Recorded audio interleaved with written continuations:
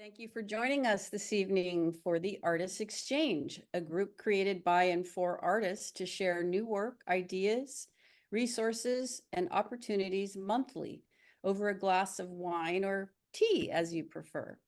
Please let us know. Oh, we already did this.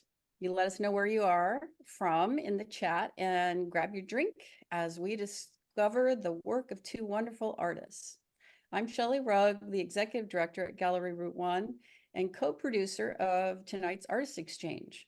For our presentation today, we ask that you please stay muted unless we ask you to unmute. For best viewing, select Speaker View from the top right corner of the Zoom viewing screen. And we want you to know that we are recording tonight's presentation for future viewing on our website and YouTube channel. Now, please join me in welcoming writer, co-producer, and host of the Artist Exchange, Pamela Blotner. She's an East Bay artist whose sculpture and drawings reflect on our relationship to wildlife and our environment. She has taught at several universities, including Tufts, San Francisco, and Pixar Animation Studios. In 2017, she was appointed a U.S. Arts Envoy to Burma. Welcome, Pamela. Thank you, Shelley. And good evening to you and good evening to our whole group. Our guests tonight are Bay Area artists Salma Arastu and Kim Thoman, both of whom explore line, movement, and space in their art. They also examine similar concepts, including duality, balance, spirit, and harmony. Now, let me introduce our first guest, Kim Thoman. Born and raised in Lincoln, Nebraska, Kim Thoman has always made drawing and painting her primary mode of expression. As an art student at UC Davis, she discovered sculptural ceramics, but her primary interest has continued to be drawing and painting. Later, as a professor at Merritt College, she cultivated an interest in digital art that led to the development of 3D printed sculptures, which she often combines with linear elements in welded steel. Thoman describes her work and aesthetic as follows. The basis for my art is a belief that duality exists in everything, such as intellect and intuition, male and female, stillness and movement, body and soul, light and dark, and of course, life and death. My artwork aims to bring the duality of contrasting energy forces into balance. My desire is to present opposite sides of any truth in order to see the real picture. Okay, take it away, Kim. Thank you, Pamela. That was a wonderful introduction. I really appreciate it. And welcome, everybody. So, oh, thank you, Shelley. That's a great idea. So my preoccupation with opposites compelled me early in my career to juxtapose different materials side by side within a single piece. So I'm looking to see how they relate, how they enhance each other, and add meaning without total integration. So I'm going to show you a series of works tonight that where this is most obvious. So the one you're looking at right now is from the late 70s.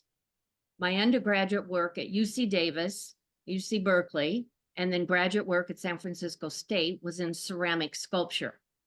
And I love working with clay for its organic, sensual, and easily manipulative qualities.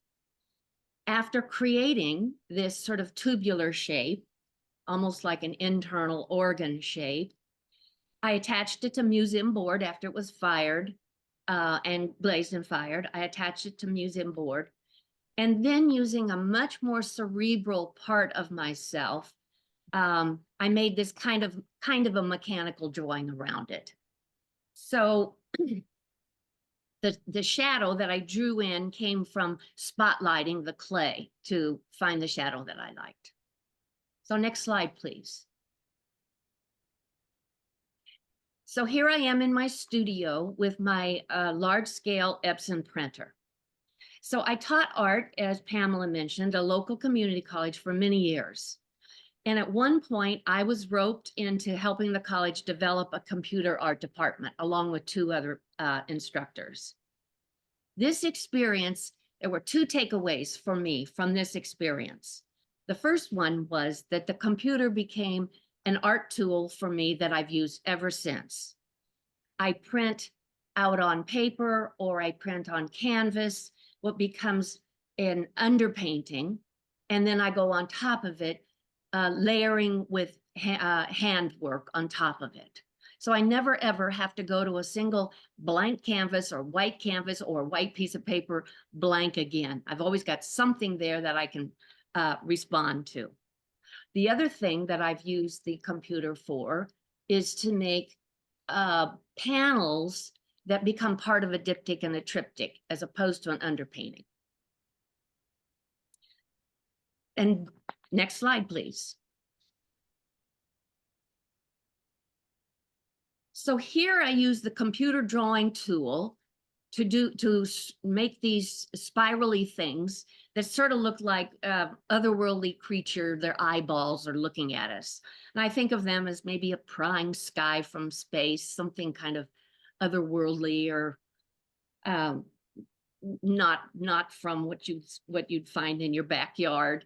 And then, so that was printed on the computer. And then I would go to the middle section with handwork done with oil pastels.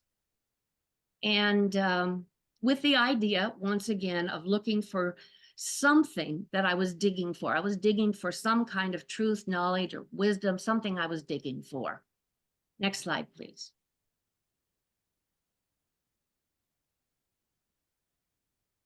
Same thing, the spirally eyes came first. Next slide. Now here they're not eyes, but they're sort of otherworldly flowers or creatures or something. So the same process. Next slide, please. So in this series, my computer work became far more complex, and I began to work with an assistant.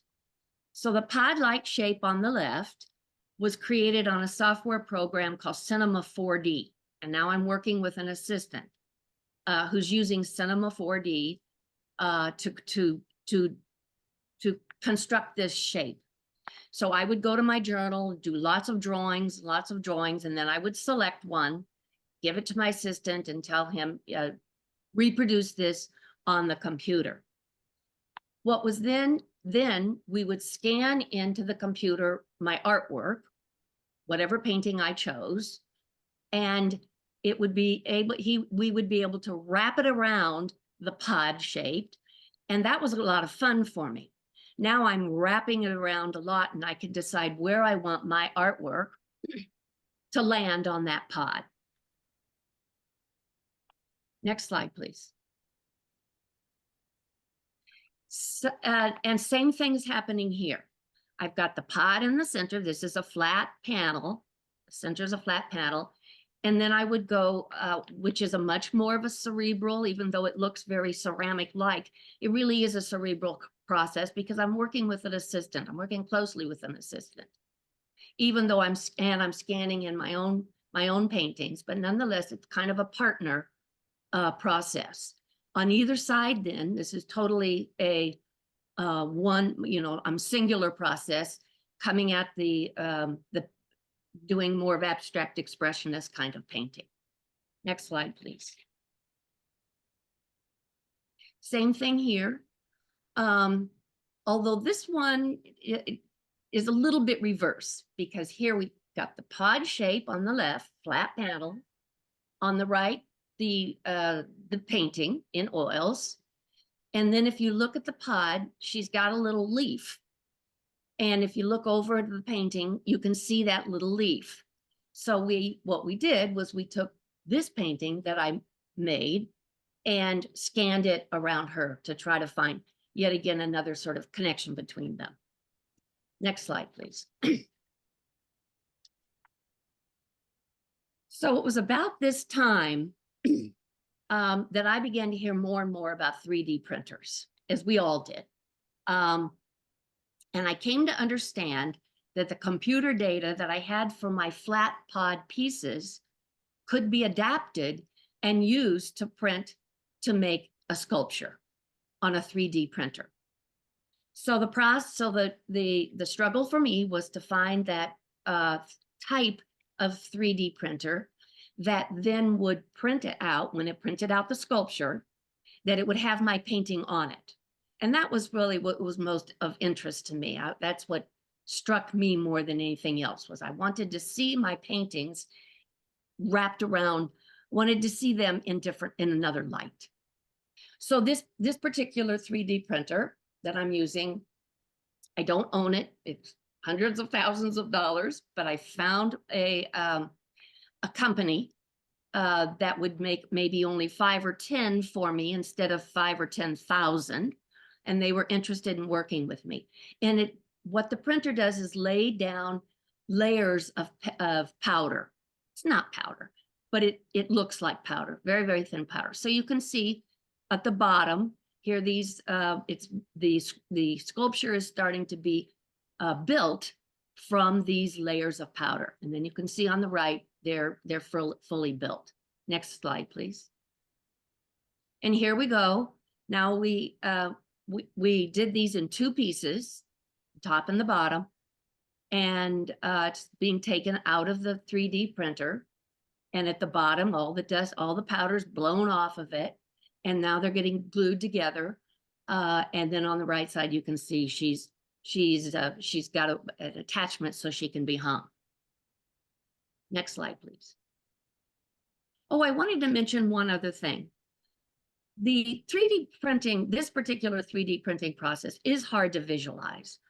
But Pamela had a really interesting idea, a suggestion, and she said if we kind of think of it sometimes as reverse sandblasting, that might help some of you sort of understand. The process is hard to visualize, it really truly is. So here's a finished piece, part of my Emerging Venus series. This is my painting on her. And then my problem was she hangs, so I got to figure out something to hang her from.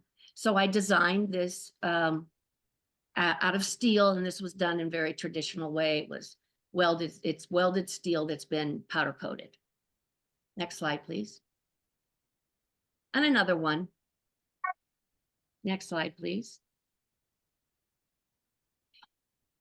So my interest in the steel was kind of a take, and yet I cannot let go of the handwork. The handwork is so important to me.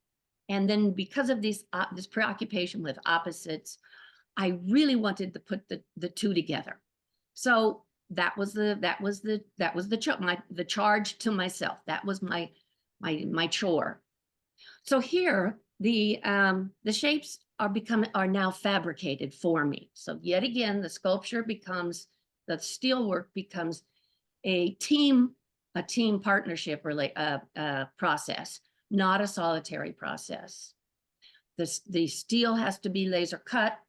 The patterns then have to be fabricated to the curls that I want. And then it's welded. And I had now at this point, I have a welding assistant. Next slide, please. Another from the series called Entanglement Series, and similar process. Welded steel, powder coated. The frame is also steel, so that I can weld, or my assistant welds the steel sculpture little piece to the frame, and then oil pastel. Although this one, I collaged a little bit of a photograph of the piece, of the welded steel piece itself, and glued it on there. So there's a collaged piece on this one. Next slide, please. This is another series using the same process, welded steel, and then the abstract expressionist kind of painting that I do. And this series called the Sentinel series. And I thought up this series when I was ill, when I was recovering from an illness.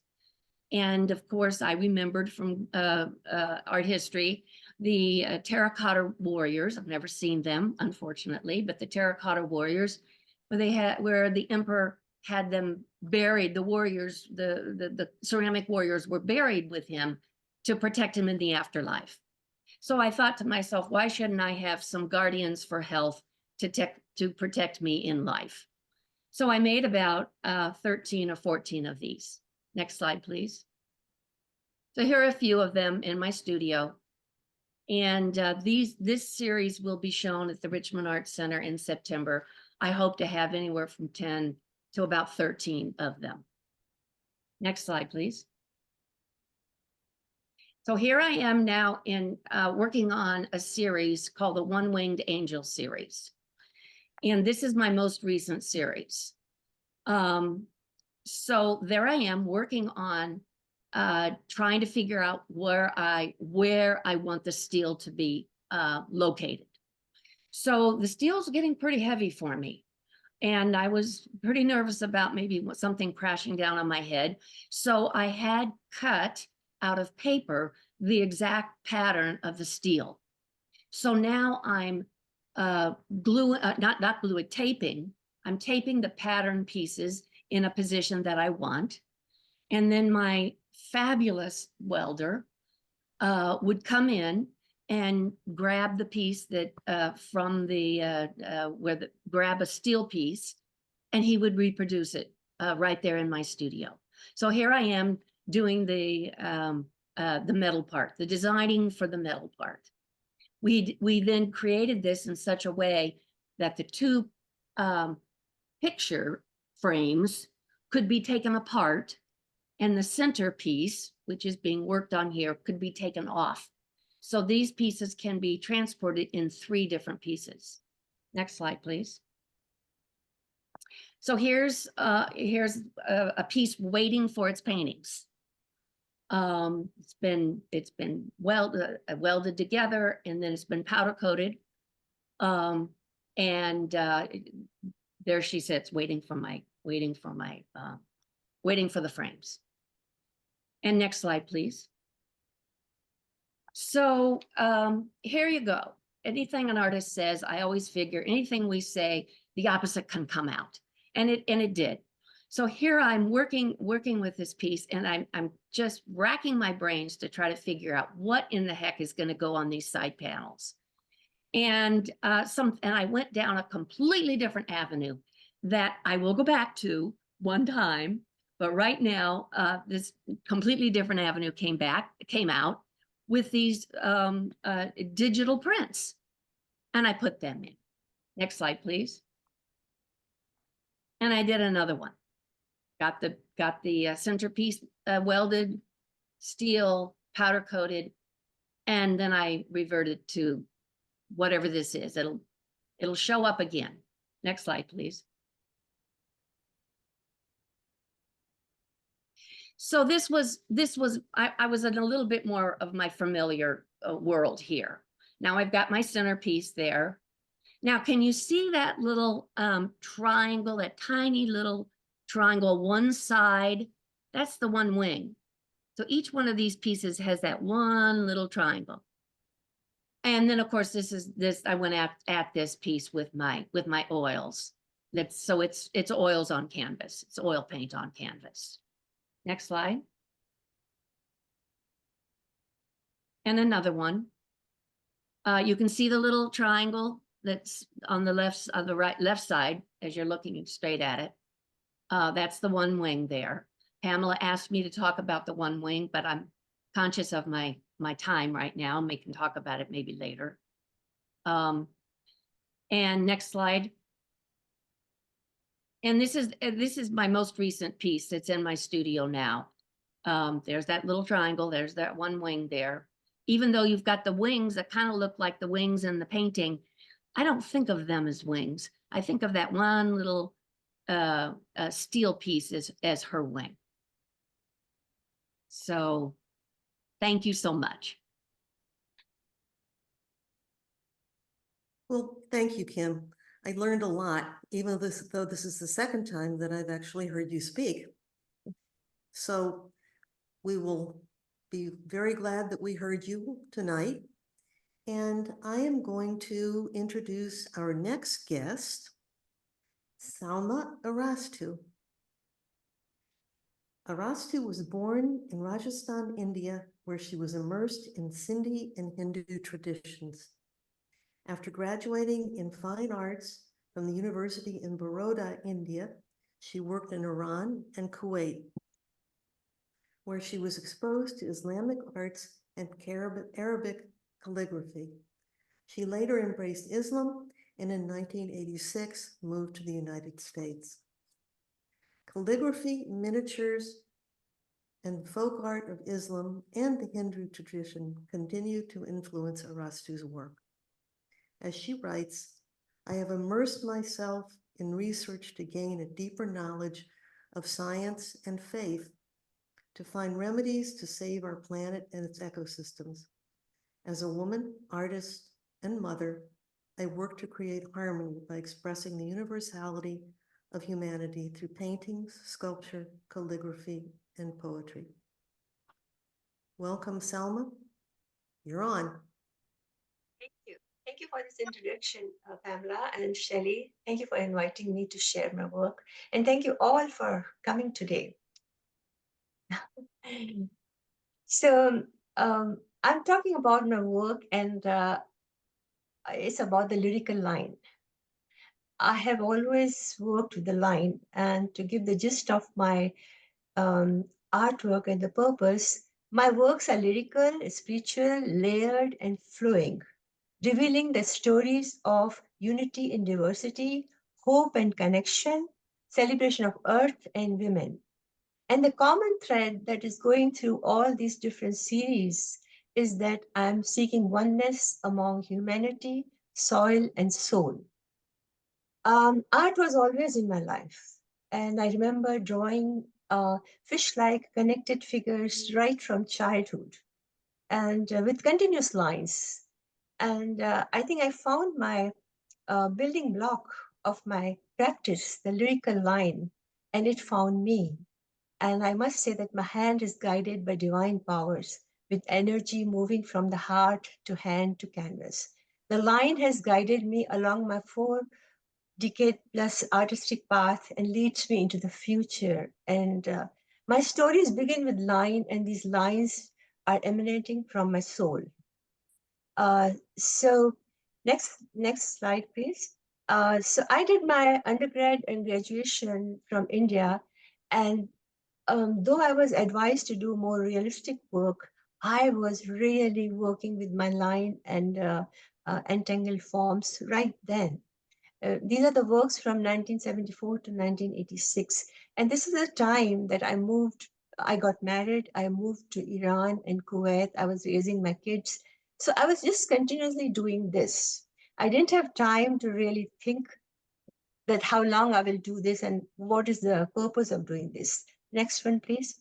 So in 1986, I arrived in USA. We landed in Bethlehem, Pennsylvania, with our 2 kids.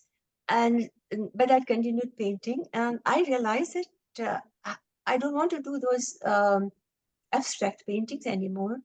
I have to search myself. I have to find my identity.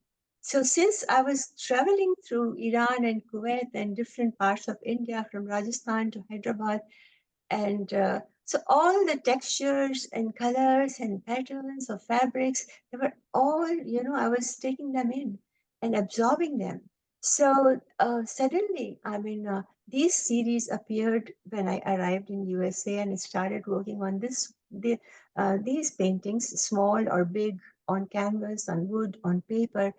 And I call them myth and mystery series because I wasn't aware. These are the figures I was drawing when I was a child, like fish-like figures. So now they found full form, like they were real paintings, Next one, please.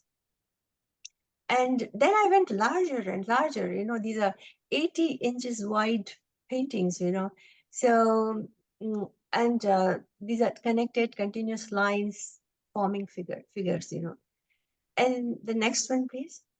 And then 2001, this tragedy happened.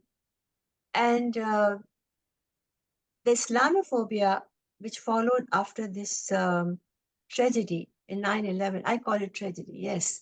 So it really impacted me.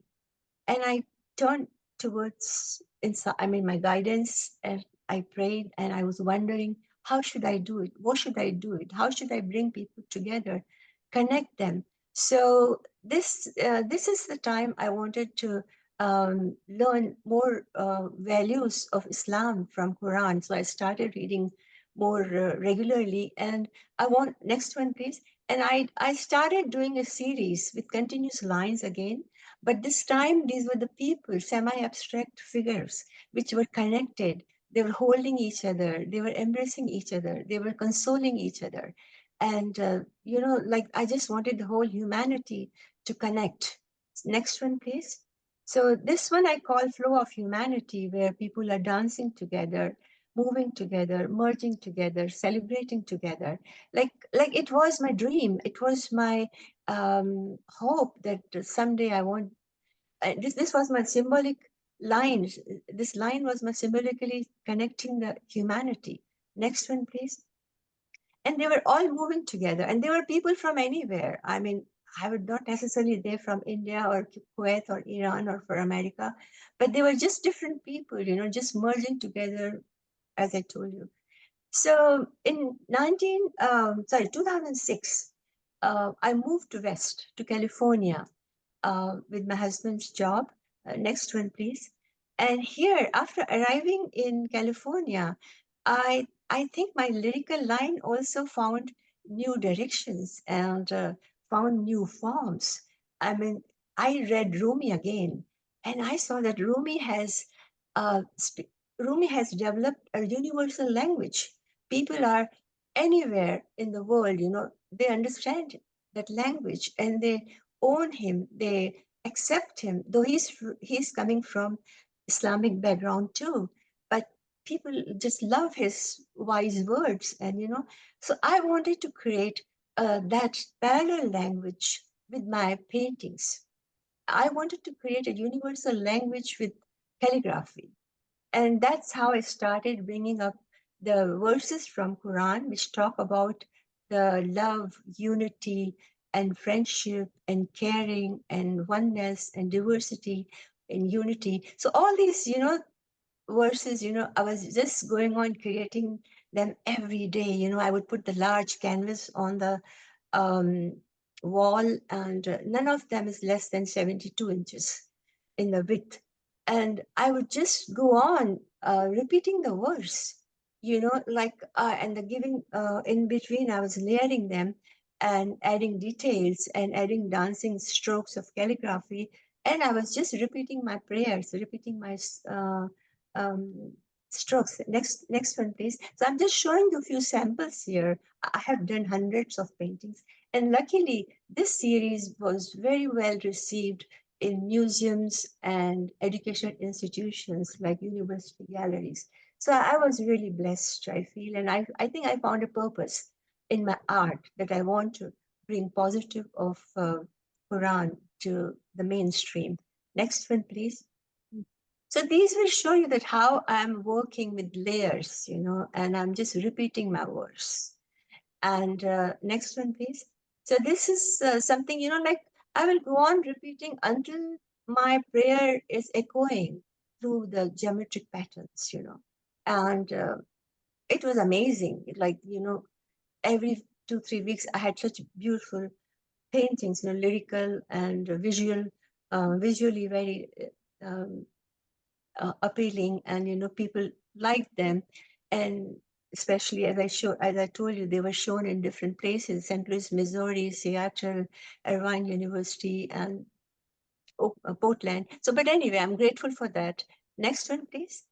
So now I have to tell you that as I was reading Quran, I was doing those painting. I came across many verses from Quran which spoke about ecological consciousness, like how to take care of this creation that God has created for us. And I learned that we are all same, like we are all interconnected.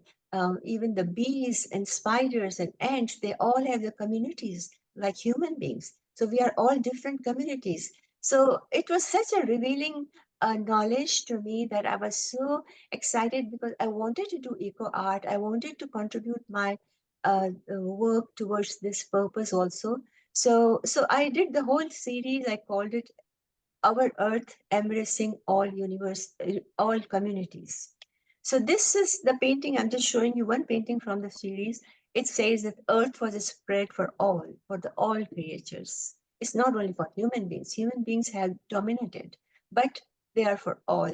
If we connect with nature, we'll be blessed. We'll be happier. So, so ultimately, next one, please. So I'm telling you that I was thinking about it all the time, and I'm imagining that Earth was given to us as a gift, but we have made it a commodity. We are just selling and buying it. We are just become materialistic. So I imagine that Earth is rising up, and you know, I mean, roaring Mother Earth, like, help me. What is it happening? Why are you abusing me? So, so I wanted to find a solution. So at this time, I joined the eco art class, which was conducted by Sharon Siskin and Andrew Thompson, um, and those in that classes, sorry, in that course, you know, I learned a lot because suddenly my eyes were um, opened up and I was turning towards sciences. Like, you know, I started reading books like uh, Finding the Mother Tree or um, Braiding the Sweet Grass and Entangled Life, all these things, you know, which were giving me invisible vistas. So next, please. So I landed here. I landed with mycelium and mushrooms because there is a hope from this. There are these under the networks under our earth, you know, mycelium networks under our earth are giving us hope, and they are regenerating, they are nurturing, they are sustaining us, you know. So more I learned about them, more I got excited because I thought my lyrical line is going through another phase. Now it's under the earth and it's connecting, generating um, mercy for all, you know, like, you know, and it's my it's my muse now. Mycelium is my muse now, new muse, and I'm totally mesmerized with the story of mycelium. So I'm using new materials, I'm using paper, um, and using burlap as the background for them, and I'm using rust. I'm making my own rust with the steel wool and apple cider vinegar, charcoal. Like it's a total turn. And then I was so happy that I met Newton Harrison at this time and in 21. And he really loved my work and he encouraged me. And I feel so blessed that I was given these directions. Next one, please. So I think that for the first time, as I said, I'm adding scientific investigation and research to a project that includes my usual spiritual and spontaneous explorations of form. So I'm looking at these delicate relationships in our nature, which are nobody has seen them, but these are the invisible vistas which I want to project so that people can see them, that how this nature has survived over the centuries, you know, because of these a network under the earth, the mycelium networks, and how mushrooms are so beneficial to our life, our health. Next one, please. So I just wanted to go through this new series with you because this is where I am today. And I'm also exploring uh, digital uh, manipulations in Photoshop. And like I just take a picture of roots on the ground and then I manipulate it with many layers to make it very dense as I imagine mycelium is, you know. So, so these are totally my imagination and, but I'm very happy and feel very satisfied that my lyrical line has joined the filamentous fungi energy. Next one, please. So you see that I'm using different symbiotic relationships, like lichen and soil and mushrooms, and it's become my, and it's endless. There is so much to do. I every day I read, I'm listening to such mm, uh, podcast, and and reading books and images I'm looking at. So every day something new is coming up in my studio. Next one, please. And so then this is where I'm also using jute twine and um, to make the imaginative lines of mycelium. And next one, please. So that's about the mycelium, but I also want to share with you my another series, which is this I started last year. These are about microbes and phytoplanktons and the small creatures who are also sustaining us, who are also beneficial to us, who are also part of the web of the life, like these are so essential for our gut and our soil. So I got very excited, and I've been doing these works also along with my mycelium series. And to show them as more multitudes, I'm layering them with Gempi paper.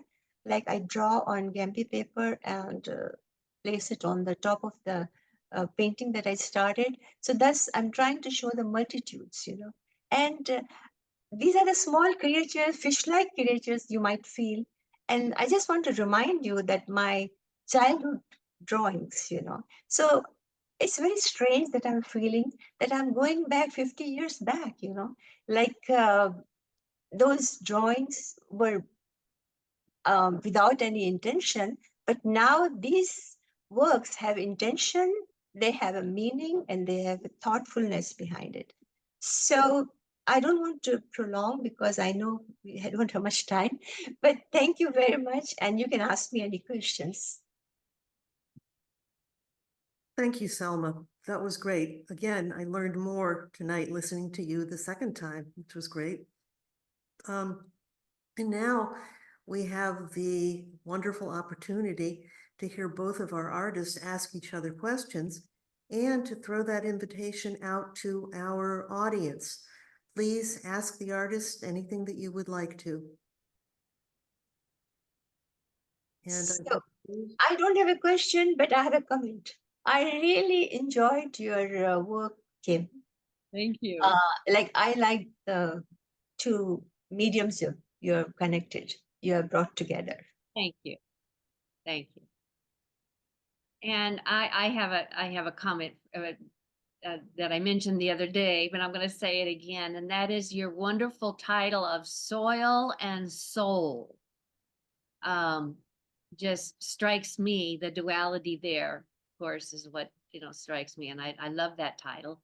And then the other comment is that I think I mentioned to you that I spent 4 months in Iran many years ago when the Shah was in power. And the land, the earth, the browns and the grays, I learned to see colors in the grays and the browns. And so when I see your work, I'm struck with, because I know you were living there for a while. Thank you. Yeah, I have carried all the influences. As I said, my work is textured with all the different influences. I see that Leslie Smith has her hand raised. Go ahead, Leslie. Yeah, this is a question for Kim, and I was wondering, and tell me if I've misinterpreted, that you experimented with a 3D printer, and then I think then you moved to sort of hand bent metal. I could be wrong on that. And I'm wondering why you stopped using the 3D printer and went to hand controlled metal rather than clay. If I don't know if I've got everything right there. But. Yeah, I can talk a little bit about it. The metal, I'm not hand bending. It's fabricated. What I do, well, that's not completely true. I hand bend copper into the shape that I want, and then I take it to a fabricator and say, make this in steel for me. So that's what's happening with the steel. The 3D printing, I'll tell you the truth. The 3D printing was only interesting to me because I could see my paintings come out in a different territory, in a different place. But in all honesty, as far as I can tell, the color has not developed as it should. And I keep watching to see what's happening in the world of the 3D printing. I keep watching and watching and watching, and I'm probably missed something, but at this point, I haven't found a printer that is that really is good, really top notch with the color. So the color you're talking about, man, again, I could be wrong. It looked to me like you were painting on top of the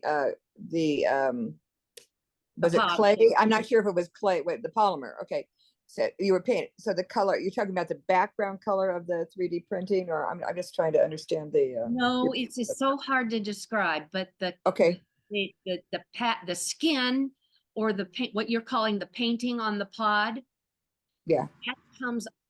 that comes straight out of the printer. Oh wow. Yeah, okay. wow. Comes straight out of the printer. Now, of course, it looks better when you put a clear, shiny coat on it. The colors look better, but it prints with that skin on it. And the skin got there because when it was just data in the computer, we scanned my paintings in and wrapped it around digitally on the pod. And then that data goes to a 3D printer and it prints out with that skin on there. Interesting. Yeah. Thank you. Yeah, Very sure. interesting. Sure. Thank you. Who else would like to ask a question?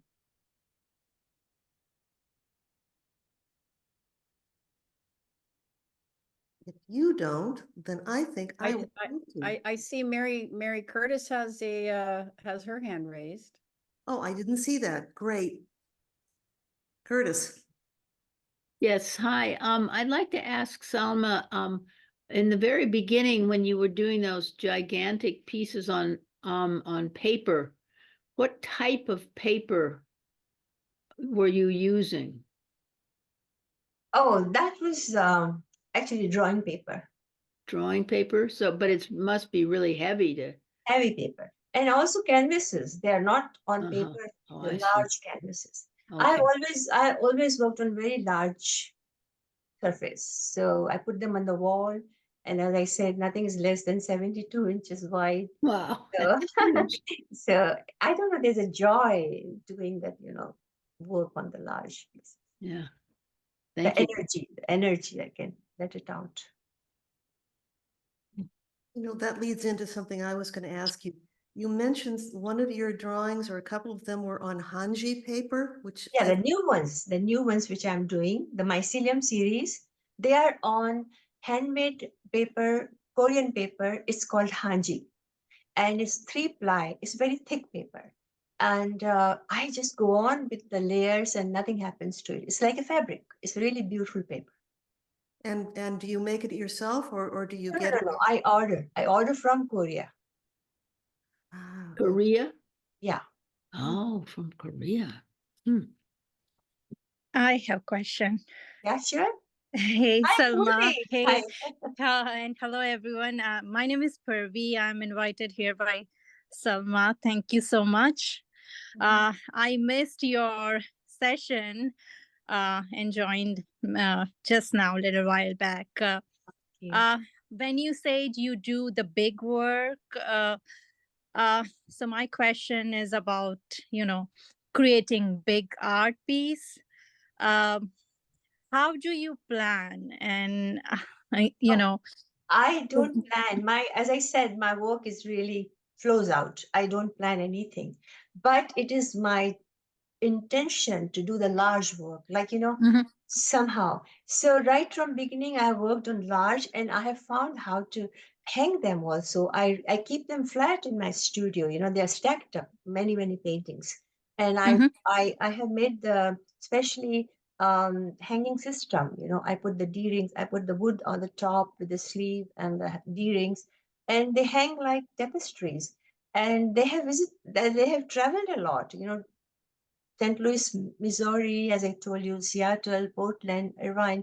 they have been to different places, it's easier to ship them. I just roll them in the Uh-huh. tube. Right, So yeah. I think I'm really lucky there because I found it, but again, I'm guided. I don't take the credit because these things just come to my mind and I just go on doing them.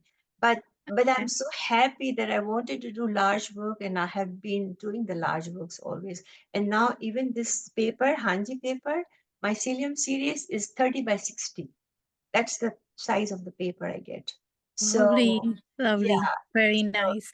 yeah. That's really good. Actually, I'm a little anxious. I have got commission piece to create. That's a 6 feet canvas. And I am like, I don't know. Okay. I have never painted 6 feet canvas before. So Maybe you will I'm, do beautiful job. Just start. yeah, I'm trying to find the support from wherever I can. And Sure. You can ask me, but don't stretch it before starting 6 feet. Put it without stretching on the wall. That is okay, how you should do. Yeah. And then stretch it. Yeah. all right. But Oh, thank you that's so much. Yeah. And thank you so much for having me here. Oh, it was my pleasure to invite you. Thank you. Well, it might be time. Oh, okay. Carol has a comment, and then maybe we'll move into sharing artist opportunities with each other. Go Yeah, ahead, Carol. I just have a question for Salma. Uh-huh. The series before the mycelium series that was more woven, was that on paper or canvas? And they looked You like a lot of them were diptychs. I don't know if they were meant to be diptychs or not. mycelium series? They are not No. diptychs. No, the series prior to that, when you first started working with eco art. Yes. No, those are mycelium series. That's it. So, yeah. So I tried to show two paintings because I was limited with my slides. Okay. So I put two paintings on one slide. And these are vertical paintings. So they are Mhm. 30, they are 60 by 30 each painting, but they're two different paintings. Yes. Okay, and then the weaving that looks like it's on top, that's on paper as well, that same paper, the Yeah. Korean paper. Yeah. Okay, thank you. Thank you. Thank you so much. Yeah. And thank you so much, Kim Thoman and Salma Arastu, for being our guests tonight. It has been a real pleasure getting to know you. Thank you. I appreciate this. Before we move on, Mary Curtis Ratcliffe has her hand up again. I just wanted to know when Kim's work is going to be at the Richmond Arts Center. That's It's a great way to kick off our next section. Good. Can I answer that now? Yeah, Go why ahead. not? Okay, Just- it's gonna be there in September. I'm showing with Joel Jones Right. and I'll be showing the Sentinel series. I should have a whole string of them. Great. Thank you. Excuse me, just quickly, I'll say about these paintings, which I talked about the mycelium. Next week is the opening in San Francisco in Jewish Community Center. 3 paintings are there, and it's a beautiful title, Nourish Your Soul. So, nourish your roots. And again, these paintings will be, larger, or 8, 9 paintings will be shown in San Francisco. And I'll let you know. It's coming up in June, July. Cool. Great. Well, I can share about what's happening at Gallery Route 1 right now. We have our annual juried exhibition on view. It just opened this last Saturday, and the juror was Tavi Lee. And the show is called Connected, and all the works reflect some kind of connectivity. And there's a little over 50 pieces in the show, so it's something for everyone in that show. Some really nice work. We're also showing one of our 2024 artist fellows. Her name is Sophia V. Gonzalez, and her work is called Petaluma Topophilia, And her work is based on experiencing her environment. So she maps her walks around Petaluma, and as she walks, she collects natural materials, and she uses those natural materials to provide the color for her work. So I highly recommend. Yes. And I'll put a link in the chat so that you can check out the exhibitions on our website.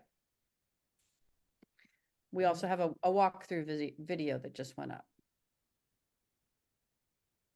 And I will mention 2 residencies. The first one is Mesa Refuge Residency, and that is in Point Reyes, California.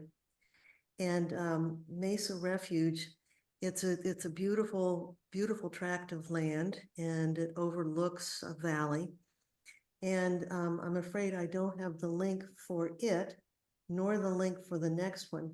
But just remember, Mesa Refuge Residency. And you can email me, Pamela Blotner at gmail.com, and I will have the links for you by tomorrow. The second one is Blue Mountain Center. I don't know if any of you know about it, but it's a very ecologically minded residency in the Adirondacks. Blue Mountain is on Blue Mountain Lake, and it's quite a beautiful place as well. And you can actually, if you get a residency in the summer, you can actually swim in the lake with the turtles and the loons and everything else. So again, Blue Mountain Center and Mesa Refuge. Okay, anyone else? And please go ahead and tell us about what's happening with you. If you have a show coming up or you've seen a terrific show. Sass. Hi. Hi, everyone. That was a wonderful presentation, and I so enjoyed the contrast in your approach to duality and line. It's just marvelous. And thank you, Kim, especially for explaining the technology that you use, to make this incredible art. And I just feel from Salma's heart so much the connection with what she's doing. And how it is so beautifully expressed in her paintings. And I just wanted to tell you that I've had this sort of impromptu gallery exhibition in Kensington at the Calusa Gallery at 537 Calusa. And I'm closing on Sunday. So I invite everybody to come to a party on Sunday. Thank you. I love these video presentations. Thank you. All right, thank you. Okay, we've got Mary Curtis Ratcliffe again. Oh, I just wanted to say that I have 2 works of art in a show in Hong Kong at the University Gallery. And one is a kinetic piece. It's one of my circular pieces that turns in space. And one is a wall-mounted piece, also circular. And I'm really thrilled to be included in that show. Congratulations. Thank you. All right, wonderful share tonight. Thank you, everyone. It looks like it's probably time for us to wrap up this evening's presentation. Do you have anything you'd like to say, Pamela? Not really. Just to remind you that the Artist Exchange was created to provide a platform for artists to learn about each other's work, processes, and techniques. It's also a forum for finding out all kinds of news about each other. So we welcome you, and we hope that you will join us again next month, not next month, in March 20th, 2024, which is a Wednesday evening at 6, same time. Please come and join us. I'm not quite certain who our guest will be, whether it will be a young animator or an older sculptor, not really sure. So join us and find out. All right. And Thank you so much. if you'd like to be added to the Gallery Route 1 email list so that you can be notified of future Artists Exchange events, then leave your email address in the chat and we'll add you to our list. You can also learn about when proposals are being accepted for the Visiting Artist Program and when our juried shows happen. If you would like to appear and present your work as an artist at a future Artist Exchange event, then you can send an email to Pamela. Her email address is pamelablotner@gmail.com. And if you were moved by today's presentation and want to support the work that Gallery Route 1 does to help people experience the world in new ways, then visit our website and donate, putting a link in the chat so that you can easily do that. And look for the drop-down menu and select Artist Exchange if you donate. And we really appreciate you being here and joining us for the Artist Exchange tonight. And we hope to see you next, well, every other month is when we're doing this. So in March 20th. And look forward to seeing y'all.